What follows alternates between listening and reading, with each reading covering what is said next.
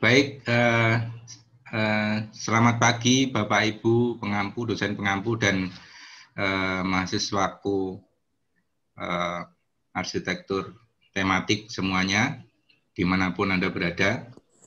Pagi ini kita melakukan perkuliahan seri yang kedua, yang akan membahas dengan topik,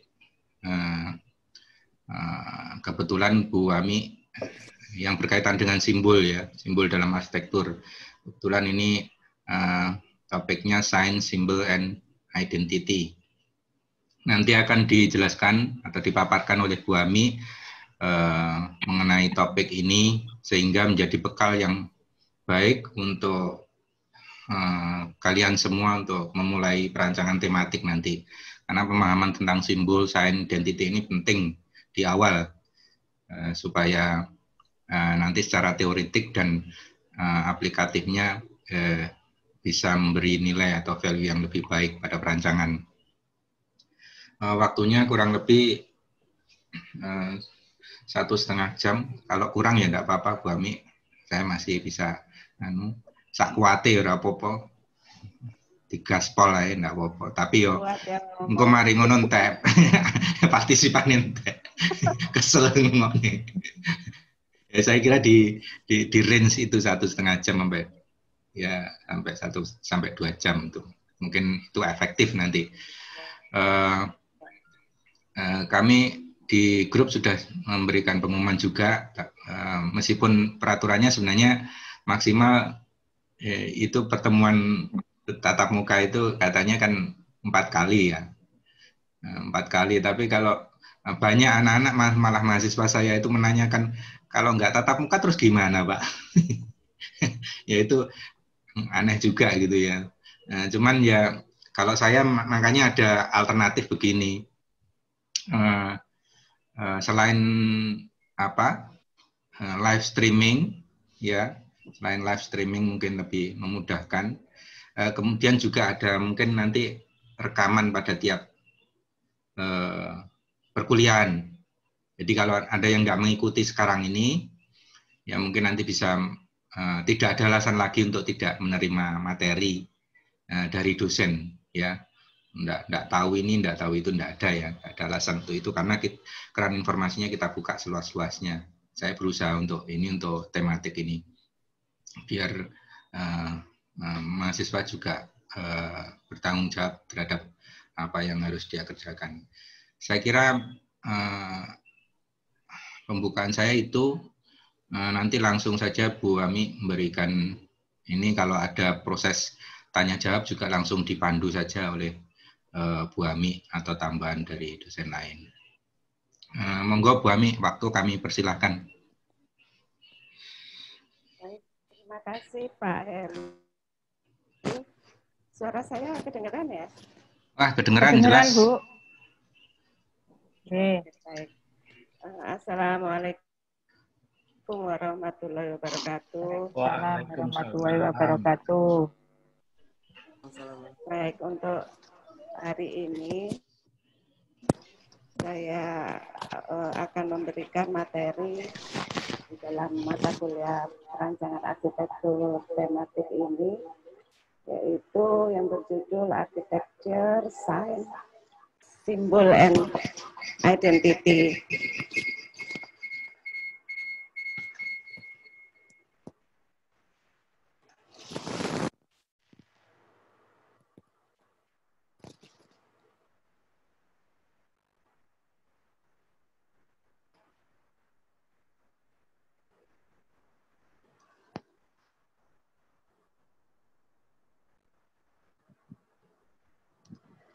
Yang pertama saya buka dengan subjudul Architecture versus Building.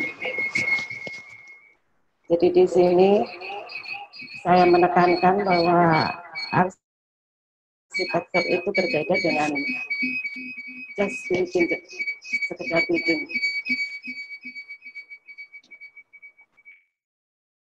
Ada yang tahu nggak apa bedanya arsitektur dan building itu? Ada yang mau raise hand? Mahasiswa ini ada berapa ini sekarang sudah? 49, 45. Saya mengambil materi ini yang pertama itu dari Learning from Las Vegas-nya Robert Venturi. Jadi di sini Venturi ini menekankan perbedaan antara arsitektur dan bangunan. Jadi kalau katanya Venturi, arsitektur itu berbeda dengan bangunan. Bicycle shape itu berbeda dengan Lincoln Cathedral. Bicycle shape itu hanya sekedar bangunan, sedangkan Lincoln itu adalah arsitektur. Apa bedanya kalau gitu? Bicycle shape, jadi ini apa namanya, tempat menyimpan sepeda, gudang seperti itu, garasi. Itu berbeda dengan Cathedral Lincoln. Kalau menurut Venturi, yang namanya bicycle shape ini hanya sekedar berfungsi. Sedangkan Lincoln Cathedral, jadi Cathedral Lincoln ini selain fungsi, dia punya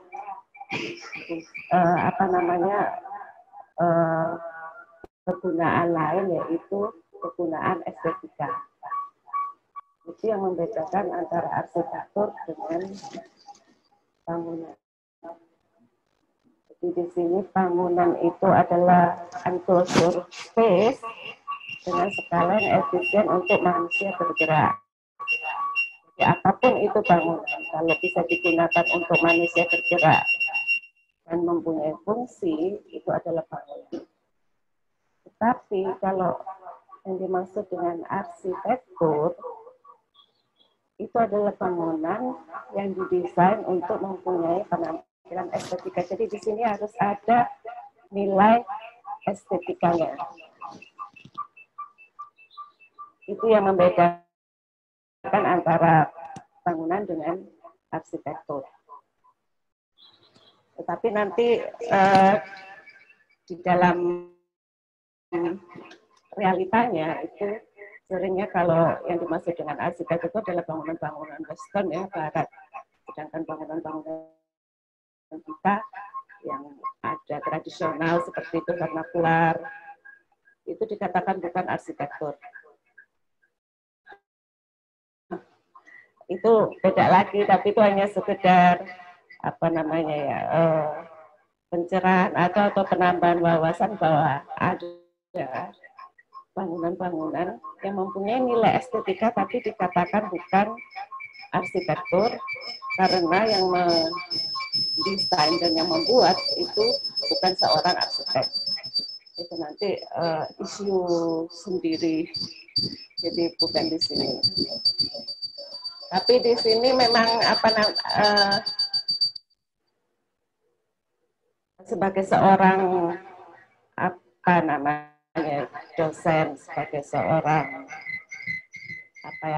motivator ya, supaya mahasiswanya itu mengetahui bahwa di dalam yang dikatakan sebagai arsitektur itu bukan hanya sekedar mendesain, supaya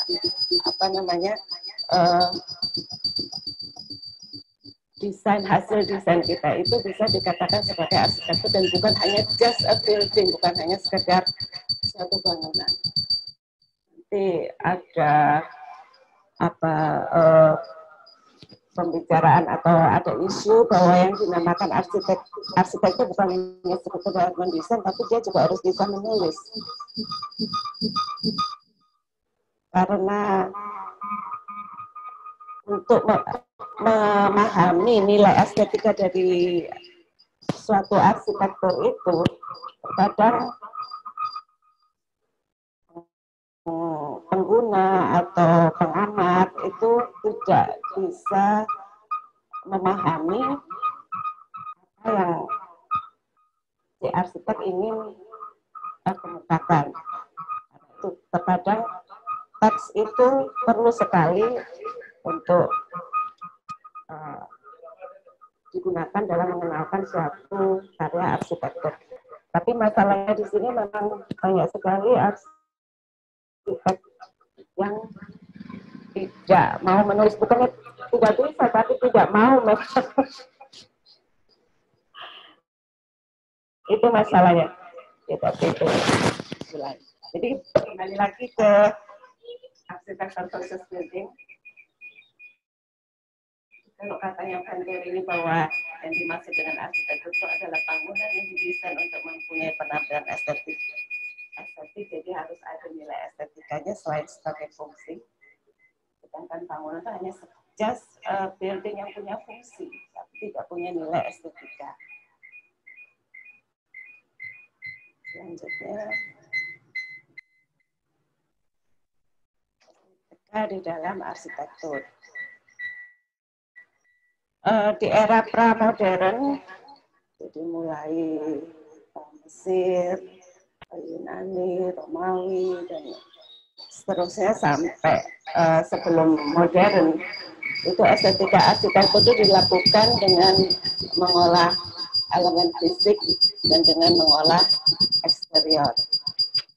Jadi di sini dikatakan bahwa merupakan estetika dua dimensi, di mana kalau kalian sudah belajar perkembangan arsitektur, itu bahwa elemen fisik itu diolah seperti suatu art atau seni. Jadi ditambahkan ukiran misalnya ya, elemen-elemen fisik berupa ukiran, kemudian patung, bahkan kalau ini dilukis juga ya, seperti apa namanya, dome-nya itu bisa dilukis, jadi diperlakukan sebagai suatu kanvas, jadi diperlakukan sebagai suatu bagian dari seni murni. Itu juga dengan eksteriornya ditambahkan patung misalnya ya, kemudian baik di Mesir atau di Yunani ya, terutama di Yunani atau di Eropa itu seperti itu ya, pengolahan estetika arsitekturnya. Jadi ini maaf Bu Ami, lebih kepada perlakuan arsitektur ya. Kok masih gema ya? Ya Pak Heru. Masih gema. Masih gema ya. Tadi yang pertama tadi nggak gema Bu. Sudah di-unmute.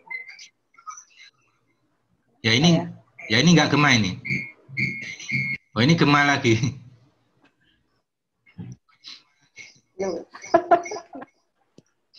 Oh ya Pak. Mungkin agak di. Yang ini. Jauhkan. Yang satunya dimatiin aja Bu. Udah. Kalau gini nggak gema Pak? Enggak. Gema nggak Pak? Hah? Nggak gema. Masih gema? Enggak. Sudah nggak gema. Oke. Ya. Sudah enggak. Oke, saya lanjutkan. Jadi di era pra-modern ini estetika arsitektur dilakukan dengan mengolah elemen fisik dan eksterior yang dikatakan secara dua dimensi. Jadi diperlakukan seperti satu seni murni, yaitu seni lukis, seni patung, seni ukir, dan seterusnya. Kemudian beranjak ke modern, itu estetika arsitektur itu didapat dengan mengolah ruang dalam dan struktur sehingga mendapatkan suatu nilai estetika sendiri. Jadi tidak dengan perlakuan arsitektur sebagai seni, tetapi lebih ke arah pengolahan ruang dalam dan struktur sehingga menimbulkan suatu seni atau suatu nilai estetika sendiri. Ini dikatakan oleh Venturi sebagai pengolahan estetika secara tiga dimensi. Kemudian beranjak lagi ke postmodern atau setelah modern, ini Venturi ini menekankan yang terjadi di Las Vegas. Jadi di Las Vegas ini dikatakan oleh Venturi ada suatu new emerging landscape biasanya kalau yang namanya landscape itu kan kita melihat misalnya apalagi di daerah rural ya, di daerah pedesaan itu landscape-nya itu berupa natural scenery ya, jadi pemandangan yang alami. Tetapi karena ini terjadi di kota, maka ada yang dikatakannya sebagai new emerging landscape. Jadi yang terbuat dari rangkaian iklan komersial atau billboard. Jadi ini cityscape gitu ya, seperti cityscape. Jadi ini tahun 1960-an ya. Jadi dia ini dikatakan bahwa ada suatu landscape baru yang terus sekarang itu istilahnya mungkin lebih ke arah cityscape ya.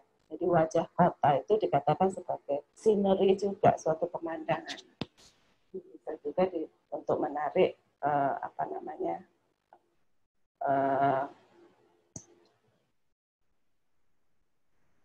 menarik wisatawan juga bisa ya kalau seperti di Las Vegas ini. Tetapi Venturi mengatakan bahwa new emerging landscape ini suatu arsitektur yang ugly and ordinary.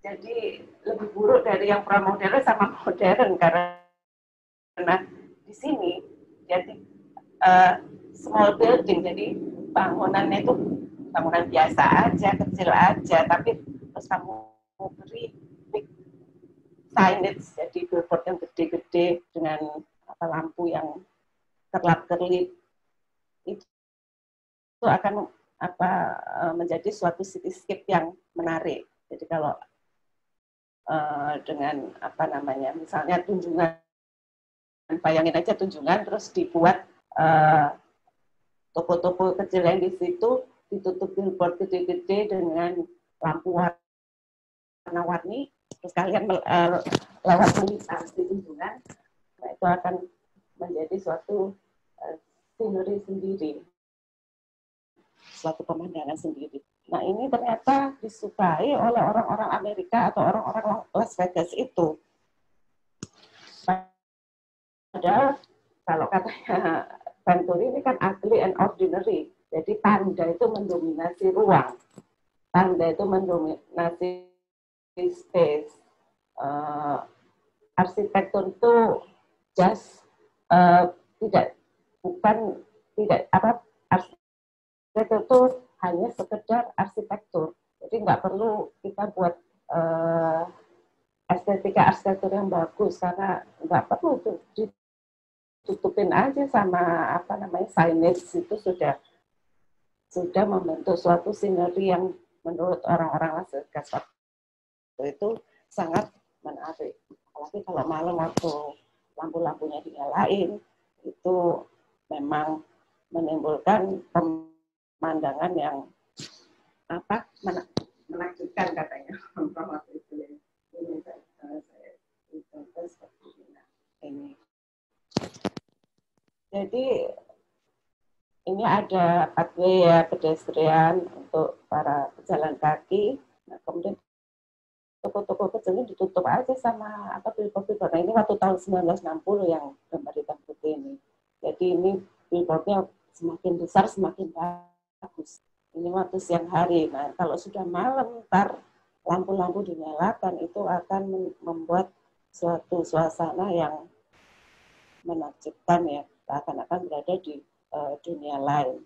Jadi di sini ikon-ikon atau landmark dunia itu seperti misalnya Menara Eiffel itu dibuat di sini, mungkin ditaruh di atas atap bangunannya. Bangunan kecil itu kayak ruko gitu, ditutupin sama signage ini. Nah ini yang terkenal dengan istilah atau sebutan Las Vegas Strip ini ya. Jadi ini yang menjadi tahun berapa dia di waktu di Surabaya itu juga signage-nya banyak banget, yang akhirnya sekarang ada aturan nggak boleh pakai signage. Jadi harus nggak boleh sembarangan pakai signage ini billboard supaya tidak mengganggu pemandangan atau wajah dari kota itu sendiri. Jadi kalau seperti ini, seakan-akan arsitektur itu tenggelam, jadi dikalahkan oleh tanda. Nggak perlu deh kita mendesain bentuk arsitektur atau tampilan arsitektur yang estetika. Kasih aja kayak dibedain atau pakai topeng signage ini. Itu udah cukup. Nggak perlu kita desain arsitektur yang pusing-pusing mikirinnya. Tutup sama ini aja. Itu yang dikatakan oleh Venturi. Jadi tanda itu mengalahkan arsitektur. Bukan itu yang kita harapkan kan? Jadi harusnya ini juga berdasarkan keinginan yang kuatnya, jadi perilakunya orang-orang Las Vegas itu sendiri. Jadi mereka ingin menjadikan Las Vegas itu suatu kota tujuan wisata. Selain fasilitas judinya ya, jadi pertunjukan malam seperti itu dan judi, itu mereka juga ingin membuat Las Vegas itu sebagai suatu tempat tujuan wisata yang unik. Nah, kemudian para pengusaha atau yang punya usaha di sana itu membuat atau menjadikan supaya menarik itu, apalagi pada malam hari itu dengan menambahkan signage. Jadi di sini dikatakan Venturi bahwa tanda itu mengalahkan arsitektur. Selanjutnya, untuk kita bisa mengerti apa itu perbedaan antara tanda dan simbol, mungkin kita harus berbicara tentang meaning. Nah, di sini saya membahas atau menggunakan materi meaning in Western Architecture-nya Norberg Schools untuk menunjukkan bahwa yang dimaksud dengan meaning atau makna di dalam arsitektur itu seperti apa. Di sini saya menggunakan Western, bukan berarti bahwa Eastern Architecture or arsitektur tradisional di Indonesia itu tidak punya meaning. Malah arsitektur tradisional di Indonesia itu sangat syarat meaning. Tapi ya itu tadi, karena kita tidak pernah memproklamirkan di dalam teks arsitektur di Indonesia, itu makanya arsitektur Indonesia itu tidak seterkenal arsitektur di Western seperti Western Architecture ini. Maka mungkin bangunan-bangunan baru itu yang ada di Indonesia itu juga nggak seterkenal bangunan-bangunan baru yang ada di Malaysia misalnya. Karena itu tadi kita malas menulis. Harusnya memang desain dan teks berjalan seiring. Oke, jadi kalau menurut Norberg Schools, meaning in Western Architecture itu dimulai itu dari Mesir ya. Dari Mesir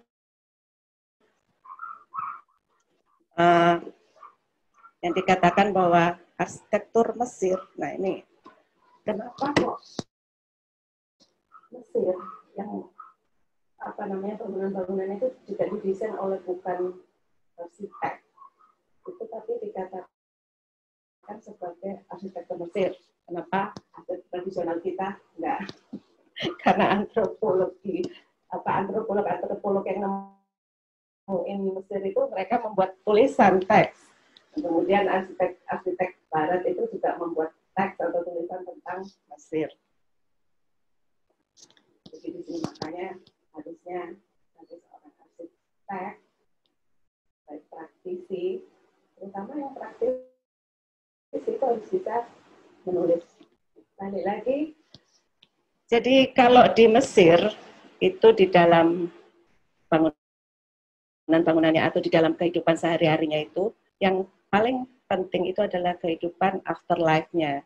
Jadi bukan daily life-nya tapi afterlife-nya. Karena itu makanya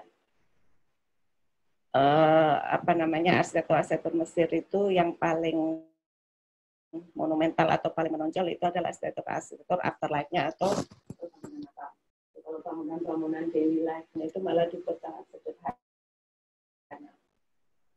Dan ini nanti saya jelaskan per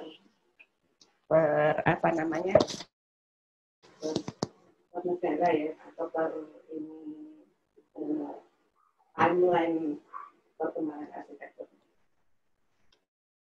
Tapi saya di sini menekankan pada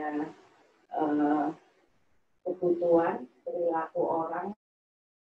Jadi di sini menunjukkan bahwa nanti kebutuhan, kemudian perilaku orang, filosofi kehidupan mereka itu sangat mempengaruhi bentuk-bentuk arsitektur yang terjadi.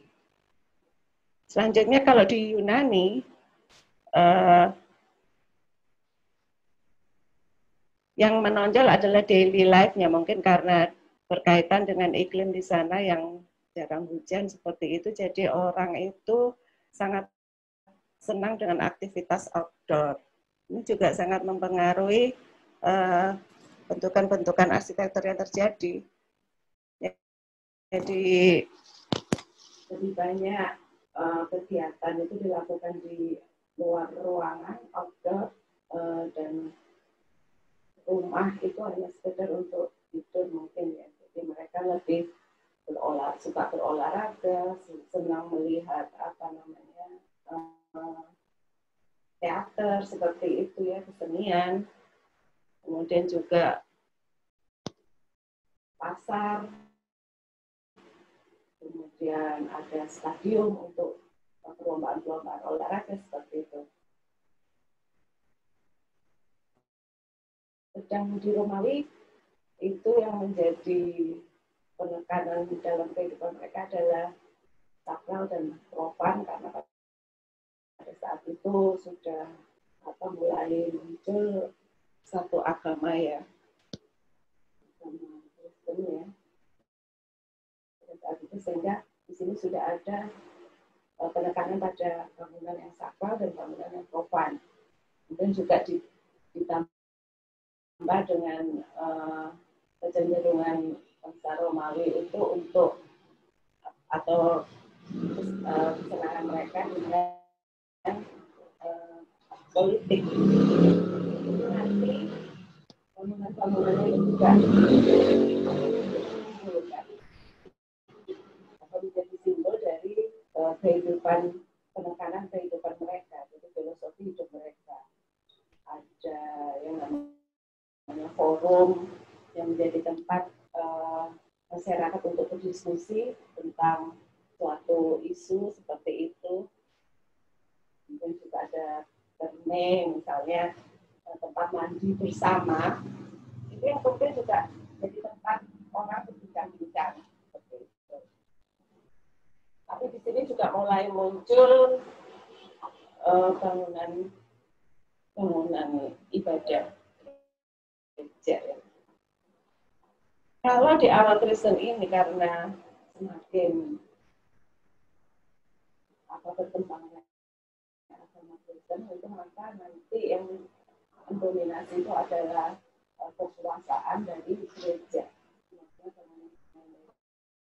Simbol dari kesakralan atau penekanan kesakralan dalam kehidupan mereka, yaitu agama, bangunan ibadah gereja atau fasilitas atau bangunan-bangunan yang menjadi fasilitas pendukung dari ibadah seperti misalnya biara seperti itu. Kemudian kalau yang di Romanes itu kekuasaan ilahi dan manusia. Jadi di sini di dalam kehidupan orang-orang Eropa ini banyak yang terjadi di Eropa ya. Itu orang Eropa itu antara kekuasaan ilahi dan manusia itu seimbang ya. Jadi pendeta itu sudah bukan lagi sebagai individu yang berkuasa, tetapi banyak bangsawan-bangsawan itu yang muncul, kemudian mereka juga mulai memproklamirkan kekuasaannya. Jadi tidak lagi mereka takut dengan seperti di awal Kristen, takut dengan kekuasaan pendeta. Mungkin pada waktu itu juga nakut-nakutin ya, kalau kalian tidak tunduk kepada saya dan sebagainya. Maka ini Tuhan akan jatuh kepada kalian, mungkin seperti itu ya. Bencana akan jadi seperti itu. Nah, selanjutnya adalah Maneris. Maneris ini orang itu mulai lagi tidak tidak menganggap religi itu sebagai suatu yang utama, jadi hidup itu sebagai suatu seni. Jadi nanti bangunan-bangunannya itu juga bangunan-bangunan yang dramatis, itu penuh dengan elemen-elemen seni. Balik lagi, tapi tidak. Karena ini nanti yang mendasari terjadinya fungsionalisme. Jadi sudah orang bosan dengan seni, jadi udah enak gitu kali ya lihat bangunan yang penuh dengan elemen seni. Nah, di Enlightenment ini new image atau free image. Jadi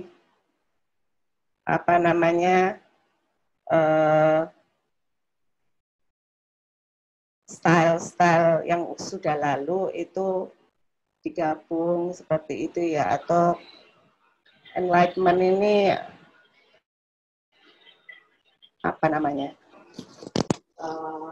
itu arsitektur gaduh-gaduh ngomongnya. Jadi terserah kalian mau bikin seperti apa, tidak ada yang mendominasi. Nah, karena ini puncaknya dari yang akhirnya kemudian nanti mendorong terjadinya modernisme. Enlightenment ini apa ya, Pak? Bu, istilahnya kalau yang di ini arsitektur gaduh-gaduh ini Eklektik itu tak Bu? Iya, campur-campur. Jadi istilah lain dari Enlightenment ini eklektikisme. Jadi pahamnya itu adalah paham eklektik. Kamu boleh pakai style apa aja yang ada, serah free. Jadi mau bikin bangunan seperti apa, oke. Ini sebenarnya yang sedang terjadi, yang banyak terjadi juga di Indonesia ya.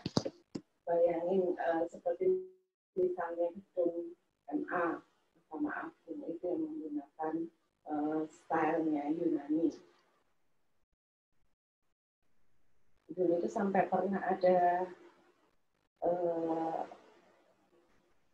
orang Siprus ya, dari Siprus itu datang ke Surabaya untuk ikut seminar internasional. Di Petra itu dia tanya gini, Indonesia itu apa pernah dijajah sama ini Yunani Romawi? Waktu dia lihat-lihat keliling Surabaya, terus katanya kenapa? Itu kok ada banyak bangunan-bangunan style Yunani gitu kan, ada entaplatur, rasa segitiganya, terus ada kolom-kolom seperti Dorik Ionik itu di Gerahadi itu ya. Nah, itu terus saya bilang enggak lah, itu dibawa sama Belanda. Kita dijajahnya sama Belanda. Nah, adalah bangunan-bangunan Belanda. Tapi masalahnya waktu saya nunjukin Gerahadi itu memang itu bangunan Belanda. Tapi kan kalau yang di Jakarta seperti Gedung Mahkamah Agung itu kan bukan bangunan Belanda, itu bangunan Belanda. Tapi kenapa mereka tetap menggunakan Yunani style ini? Tidak tahu juga kenapa. Kemudian selanjutnya adalah setelah ini ya tadi new image, re-image, jadi yang gaduh-gaduh semua boleh dimasukkan di dalam tampilan arsitektur, mereka masyarakat ini juga mulai bosan. Jadi mereka ingin sesuatu yang sederhana. Nah, ini mulai muncul yang namanya fungsionalisme. Jadi sebenarnya fungsi dan seni di dalam atau estetika di dalam arsitektur itu bergantian ya dominasinya. Jadi kalau fungsionalisme ini lebih menekankan, balik lagi tadi yang katanya Venturi, jadi estetika, nilai estetikanya didapat dengan mengolah ruang dalam dan struktur, sehingga tampilan eksteriornya akan terjadi pure dari hasil olahan fungsi ruang dalam dan struktur. Tetapi nanti ini, fungsionalisme ini mewabah ke seluruh dunia dan akhirnya menjadi international style. Dan international style ini bahkan terkadang kita melihat gambar suatu bangunan itu tidak bisa memprediksi di mana bangunan itu berada. Nanti akan ada gambarnya, jadi mirip-mirip semua di mana saja. Ini Egyptian architecture. Jadi seperti tadi saya katakan bahwa kalau menurut Northern Schools itu filosofi kehidupan mereka, perilaku orang di dalam kehidupan sehari-harinya itu sangat menjunjung tinggi kehidupan afterlife-nya. Sehingga bangunan-bangunan yang monumental itu adalah bangunan-bangunan kuburan ya. Bentuk segitiga itu bentuk yang sakral. Jadi ini di puncak dari piramid ini itu adalah tempat koneksi kita dengan koneksi masyarakat Mesir itu dengan dewanya. Biasanya si dewa matahari, Ra itu ya. Jadi seperti ini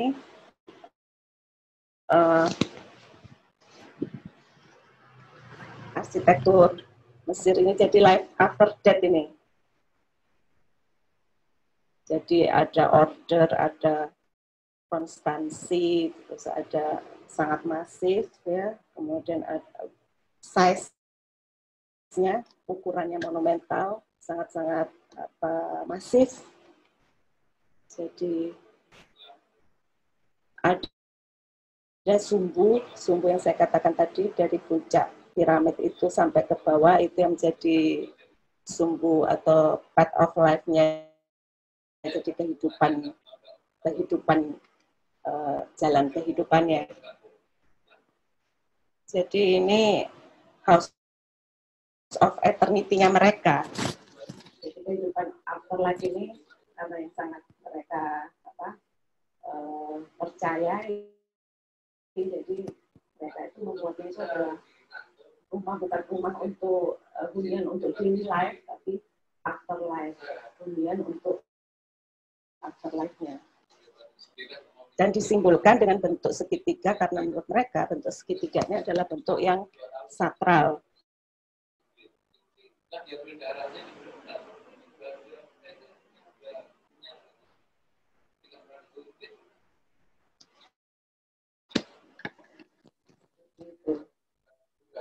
Jadi simbol dari arsitektur Mesir itu yang menggunakan bentuk segitiga karena menurut mereka bentuk segitiga itu adalah bentuk yang sakral, pertemuan dari beberapa, jadi pertemuan dari beberapa unsur kehidupan itu menuju ke satu titik di puncak untuk bertemu dengan dewa mereka, yaitu itu dewa matahari atau Ra, seperti itu. Di sini kita juga bisa lihat kolom-kolom yang nanti akan menjadi cikal bakal arsitektur Yunani. Jadi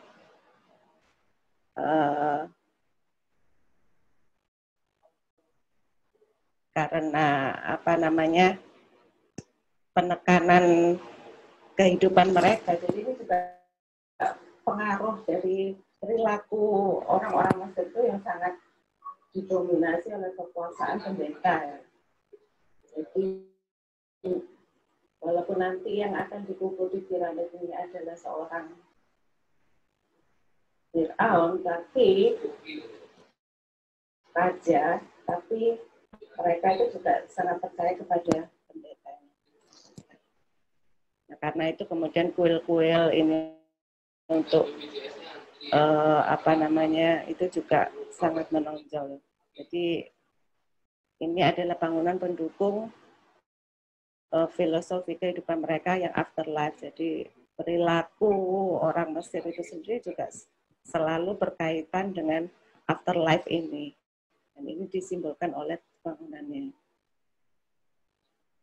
Kalau tadi dikatakan bahwa arsitektur Yunani itu masyarakatnya senang dengan kegiatan outdoor, itu maka di sini ditunjukkan juga dengan apa namanya. Bu, mohon izin bertanya sebentar ya. sebelum dilanjutkan. Berarti yang Mesir tadi, yang afterlife itu lebih menyimbolkan apa ya? Bangunan-bangunan untuk menghargai mereka yang sudah meninggal, begitu.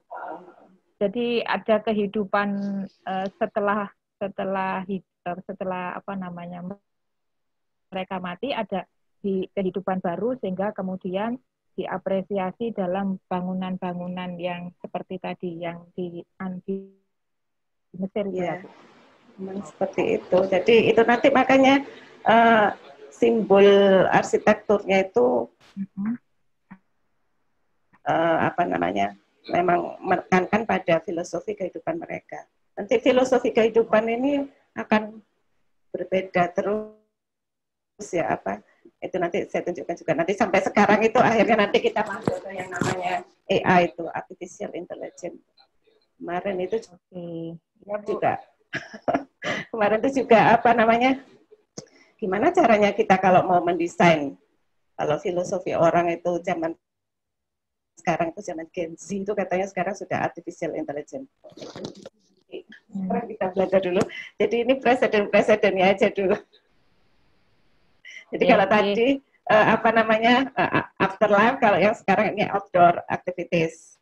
Nah ini disimbolkan atau bangunan-bangunan itu juga bangunan-bangunan terbuka seperti Agora ini. Agora ini untuk melihat pertunjukan. Jadi ada nanti ada di bawah sini. Jadi ini apa namanya audionya itu sangat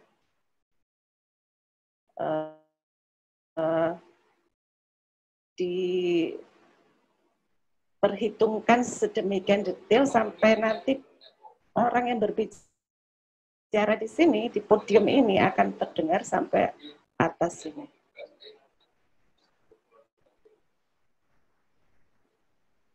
Itu. Jadi sudah diperhitungkan, sudah ada perhitungan dari bangunan-bangunan. Jadi kemudian juga ada yang namanya stadium juga ya, menjadi cikal bakal Koloseumnya di Romawi itu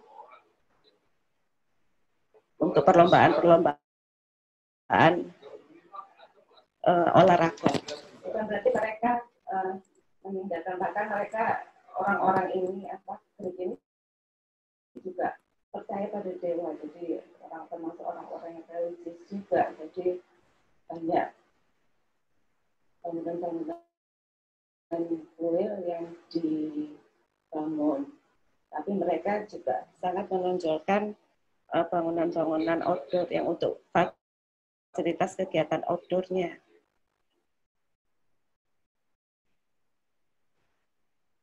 Seperti itu.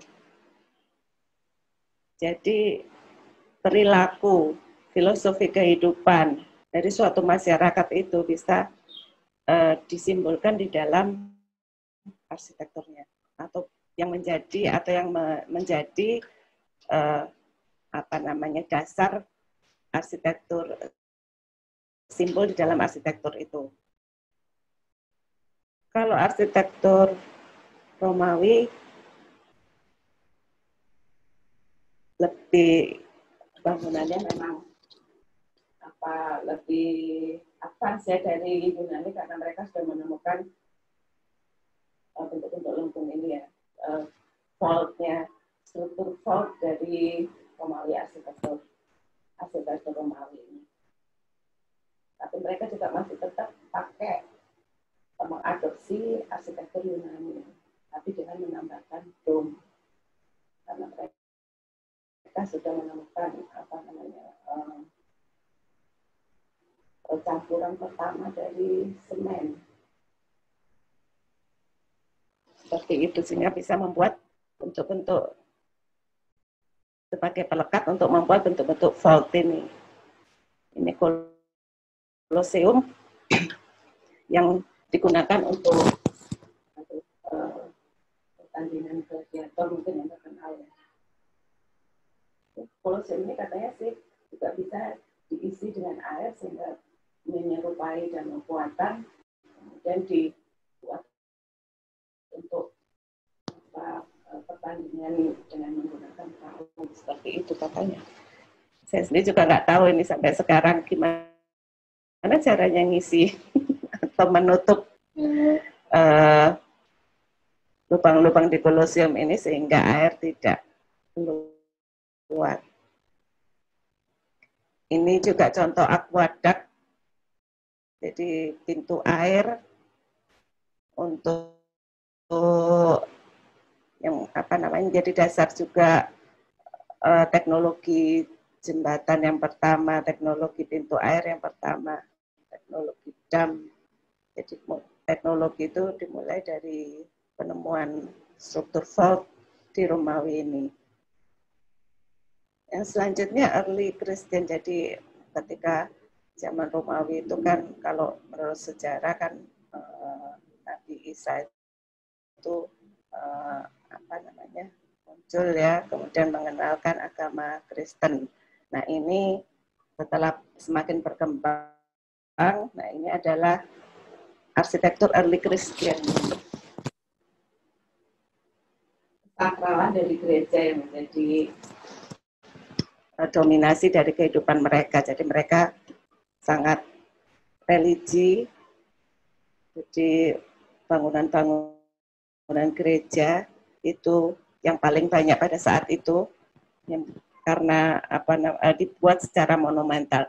Jadi di sini strukturnya itu perpaduan antara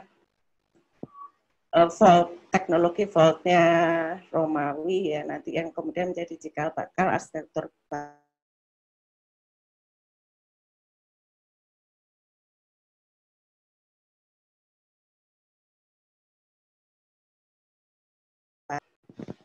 mulai mengenal bangunan-bangunan yang menjulang tinggi untuk meramping dan tinggi untuk menunjukkan koneksivitas mereka dengan Tuhan.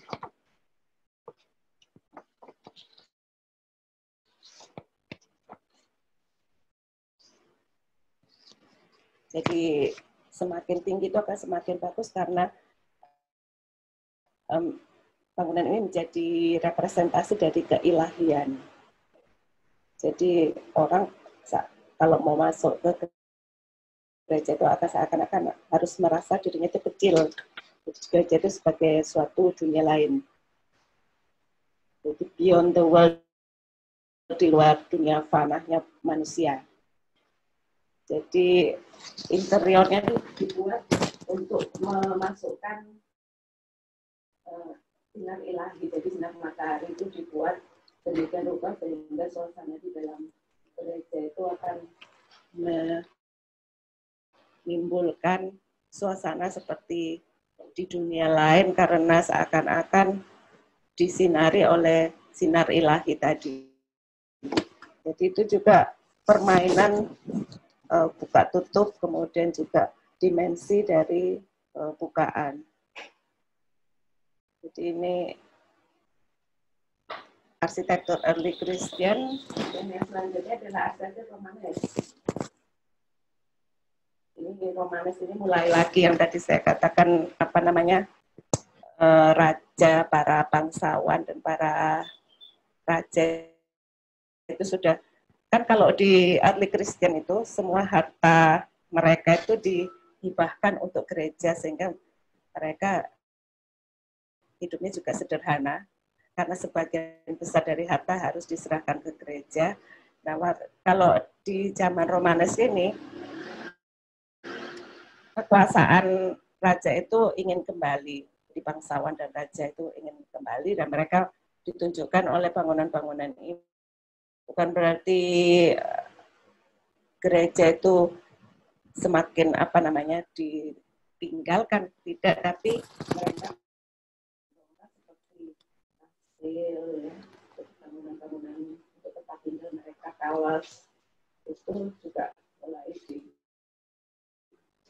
dibangun dan sangat monumental bentukan-bentukannya.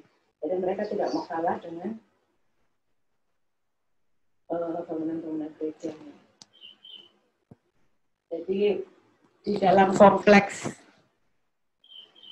kastilnya ini biasanya memang ada gereja, tapi tidak semegah gereja yang individu, misalnya seperti yang di Prancis itu yang barusan terbakar itu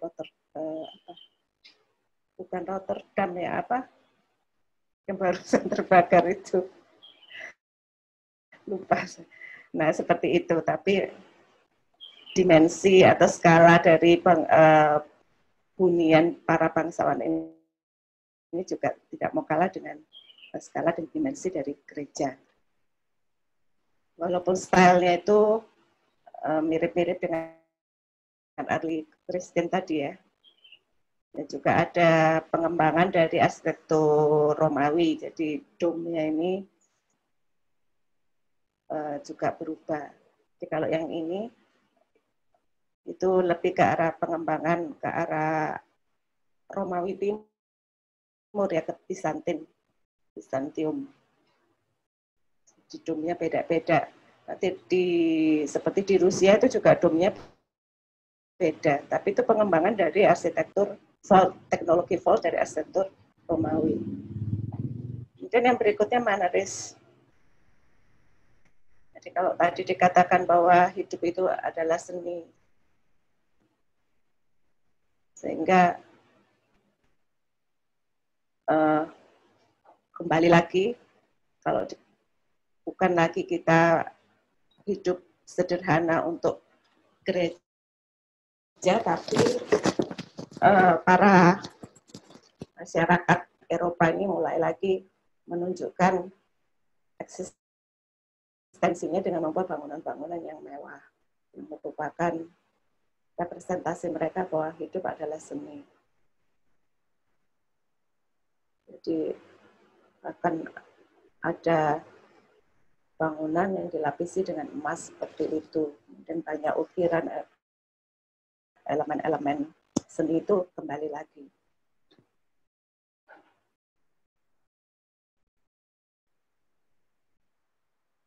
Di awal Christian Enlightenment tadi itu ya, jadi yang gaduh-gaduh semua boleh dipakai, semua style masa lalu atau semua style yang kamu tahu itu boleh kamu pakai.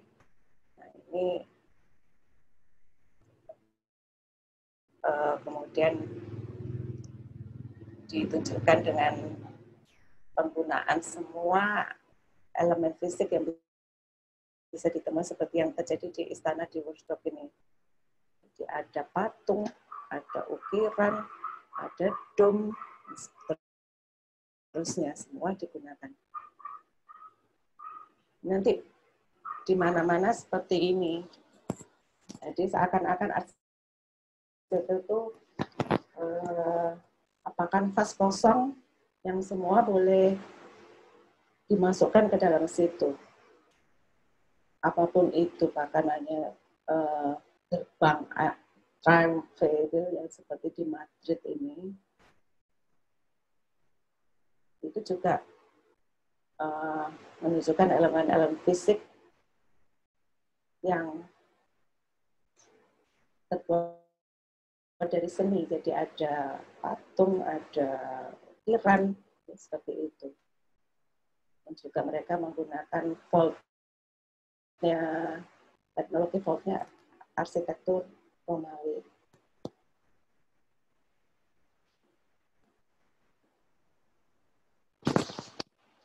Nah, ini kita ke fungsionalisme ketika orang-orang mulai bosan dengan seni. Jadi mulai bosan dengan arsitektur itu sebagai kanvas kosong seni, itu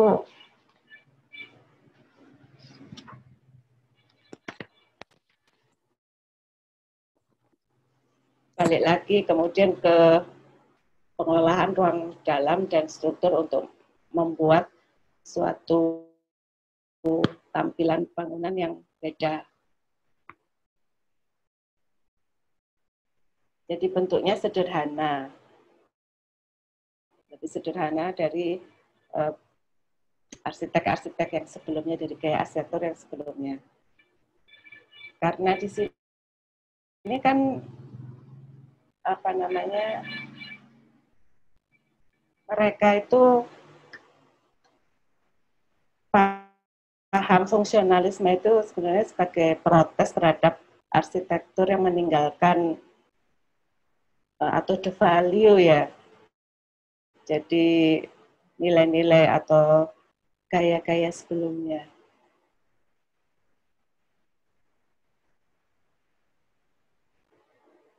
Jadi sekarang mereka itu penganut paham ini tujuannya itu adalah bahwa sekarang itu harus kembali kepada manusia dan arsitekturnya. Arsitektur itu bukan sebagai kanvas kosong yang diperlakukan sebagai kanvas kosong untuk penerapan elemen-elemen seni. Bahkan Le Corbusier mengatakan bahwa fungsionalisme arsitektur itu adalah bone structure, ya, bone structure. Jadi nilai utamanya atau penekanan utamanya itu pada struktur yang nanti akan menimbulkan suatu keindahan sendiri. Tapi nantinya ide fungsionalisme ini itu akan menimbulkan suatu keseragaman bentuk ya, uniform di mana-mana. Jadi maksudnya pada saat itu di Eropa, dan nanti juga merambah ke Amerika. Jadi misalnya ini di Belgia, kemudian di Slovakia, ya. Seperti itu mirip-mirip semua, jadi bentuk-bentuk kotak. Karena waktu itu dianggap bahwa bentuk kotak itu bentuk yang paling efisien untuk mewadahi aktivitas manusia. Jadi di sini manusia itu atau masyarakat Eropa itu penekanannya bukan lagi hidup itu sebagai seni, tetapi pengembalian makna esensial manusia sebagai manusia, menginginkan suatu wadah untuk melakukan aktivitasnya. Jadi kalau menurut mereka ini, kalau yang tadi misalnya mannerism seperti itu yang hidup sebagai seni itu kan kalau hidup sebagai seni, pencinta seni itu dalam kehidupan sehari-harinya mereka ya ingin tetap terlibat dengan seni, tetapi kalau yang dibikin ketika kebutuhan masyarakatnya itu sudah berubah, mereka ingin menjadikan arsitektur itu sebagai wadah dari kegiatannya, jadi sebagai fungsi yang mempunyai fungsi sebagai wadah dari kegiatannya, maka simbol dari arsitekturnya juga berubah. Simbol kotak-kotak ini dianggap sebagai arsitektur yang